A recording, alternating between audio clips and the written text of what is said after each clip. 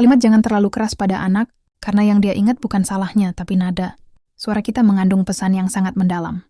Anak-anak adalah makhluk yang sangat peka. Mereka belum punya filter emosi sekuat orang dewasa.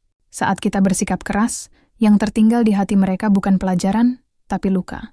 Makanya penting bagi orang tua untuk mengatur cara bersikap. Berikut 6 hal yang bisa kita lakukan sebagai pengganti sikap keras saat menghadapi anak. 1. Kendalikan nada suara saat marah. Anak seringkali tidak mengingat apa yang kita ucapkan, tetapi mereka mengingat bagaimana kita mengatakannya.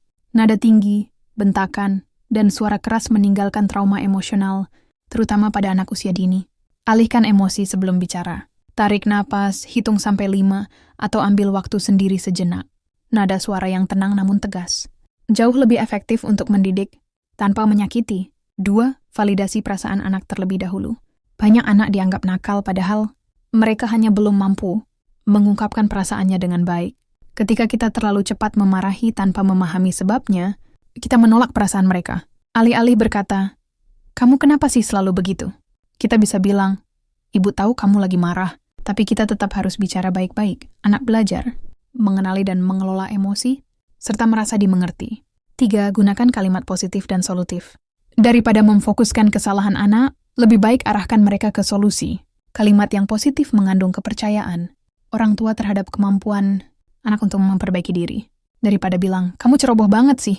Lebih baik katakan, "Lain kali coba lebih hati-hati ya, kamu pasti bisa." 4. Sentuhan lembut dan tatapan mata. Dalam kondisi anak sedang kecewa, takut, atau merasa bersalah, sentuhan dari orang tua bisa menjadi bahasa cinta yang paling menenangkan. Pegang tangannya, peluk dia, dan tatap matanya saat berbicara. Anak merasa aman dan dihargai, sehingga pesan yang kita sampaikan masuk lebih dalam tanpa perlu teriakan. 5. Beri waktu anak memahami konsekuensi. Menghukum langsung tanpa memberi waktu anak. Memahami kesalahannya justru membuatnya bingung. Anak bukan hanya perlu tahu apa yang salah, tapi juga mengapa itu salah dan apa akibatnya. Diskusikan setelah suasana tenang. Tadi kamu dorong adik. Ibu ingin tahu kenapa kamu melakukannya. Menyakiti orang lain bukan cara menyelesaikan masalah, ya. 6. Minta maaf bila perlu. Orang tua bukan malaikat. Kita bisa lelah, marah, dan salah bersikap, tapi saat kita minta maaf, itu bukan menunjukkan kelemahan, justru itu menunjukkan kerendahan hati dan kekuatan untuk memberi teladan. Anak belajar bahwa meminta maaf adalah tindakan mulia, dan mereka juga akan lebih mudah menerima kesalahan serta memperbaikinya di masa depan. Anak-anak tidak mengingat banyak hal yang kita ucapkan saat dewasa nanti, tetapi mereka pasti mengingat bagaimana kita membuat mereka merasa. Jadi pilihlah sikap yang menenangkan, bukan menekan. Didik dengan hati, bukan dengan amarah.